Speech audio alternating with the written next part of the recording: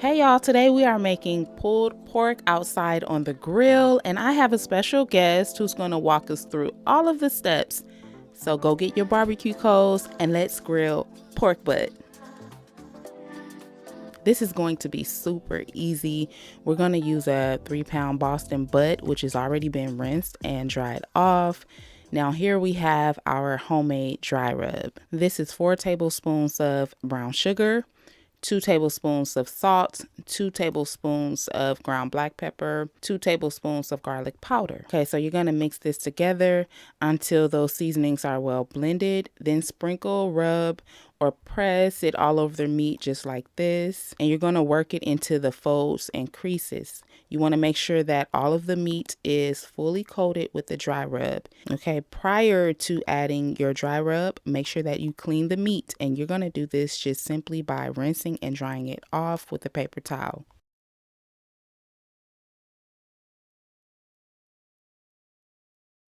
So now our Boston butt is fully coated with the dry rub. This is what it looks like. I'm gonna let this rest on the countertop while we go outside and heat up the grill. What we're gonna do is we're gonna use the chimney to start these coals. We're gonna use these bricks to keep all the heat to one side and keep it directly off. And we got some wood to give the wood flavor to the meat. So what we're gonna do to start it is we're gonna put a little bit of paper from the actual box of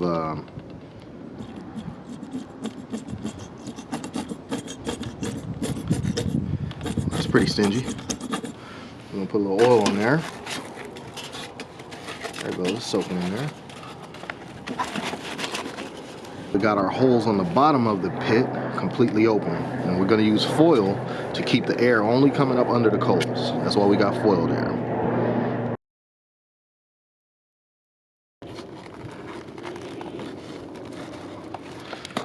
And that heat will travel right up this, and we'll be back in about 5 minutes. So we are almost ready. We got flames at the top. So all we have to do now, let that ash over at the very top. Then it's done, just like that little bit on the sides down there. Then we're gonna take these 2 bricks, lay them on the side. So that way we're gonna bank and push all our coals to one side of the grill. We're gonna put our hickory chunks here on it. So we're gonna have smoke for the first 4 hours of our cook. And it's gonna act as an oven because no coals are gonna be directly over our meat.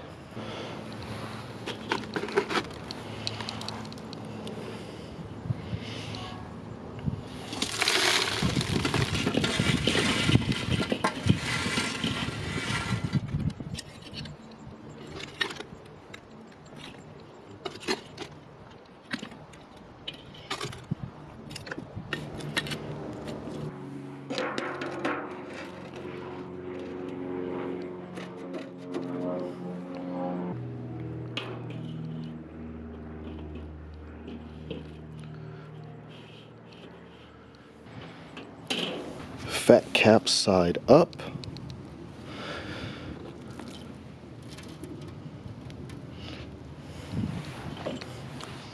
Smell the hickory. Smells fantastic. And pay attention. Bricks on one side, meat on the other, and meat is over our foil pan. So all drippings will drop there. Now we will put our top on, but it looks like I'm putting the top on reverse, right? No, what I'm doing is making sure that this port is open on the opposite side. So that way it'll drag the smoke across the meat. And we want that to be in the 200 to 225 degree range. And we're gonna cook like that. We're gonna cook with the bottom completely open, and then the top, we're gonna adjust it to get the temp we need. Look at all that smoke. There we go. And if you look good, the smoke is being dragged right across our meat. All right, I'm running back out because I want you to see something. If you look here, we are at 225. We are at the exact temperature that we want to be at. We don't want to be no more than 225 if we can help it. So now that we got our temp and it's still rising, we're gonna close down completely closed it. Now I'm going to slowly open it back. We'll start with about that much. About as much as you would use to, if you were to stick a pencil in one of these gaps and close it down on. But in just a little bit less than that.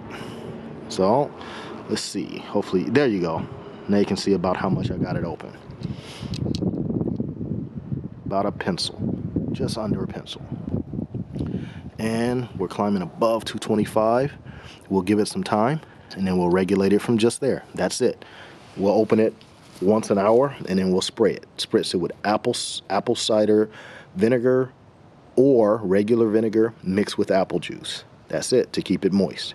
So remember, you need to spray every hour with that apple and vinegar mixture. No need to flip the meat over. Just spray the meat like this and keep the lid on as much as possible to regulate your heat. And remember, the heat should stay at 225 degrees Fahrenheit.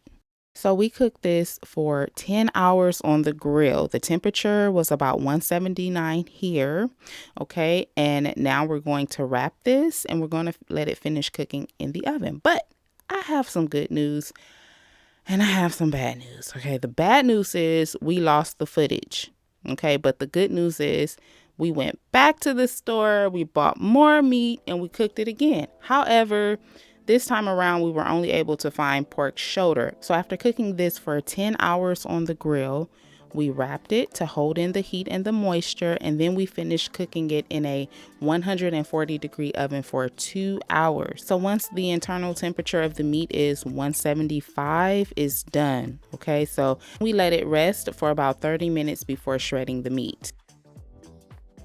Like, this meat was extremely tender. So like, if you don't want to spend 10 hours cooking on the grill, you could actually just smoke the meat for about 3 hours and then finish it off in the oven for the rest of the cook time. And yeah, the grill, it just, it gives the meat that true smoke and charcoal flavor. So that's why, the grill is always your best option when you're making pork butt. So after shredding your meat, go ahead and add some diced onions and barbecue sauce, mix it, and go ahead and make a sandwich and enjoy. Make a sandwich. So special thanks to my hubby, best friend / cooking partner, for helping me on this project. This is not just a cooking video. This is like a whole project. I mean, if you're listening to, or if you're watching this video, and if you're a content creator, then you already know, like, it's a lot of work that goes into filming, editing, voiceover, just everything that goes into making a cooking video. It is an entire project for me, and I'm so grateful that my husband is with me along the way, and he can really cook. Y'all, if you have not checked out his channel, go check him out. He can really cook. So thank you guys so much for watching. Please click that like button. It really helps my channel and I would greatly appreciate it. And yeah, I hope to catch you guys in my next video. Bye bye.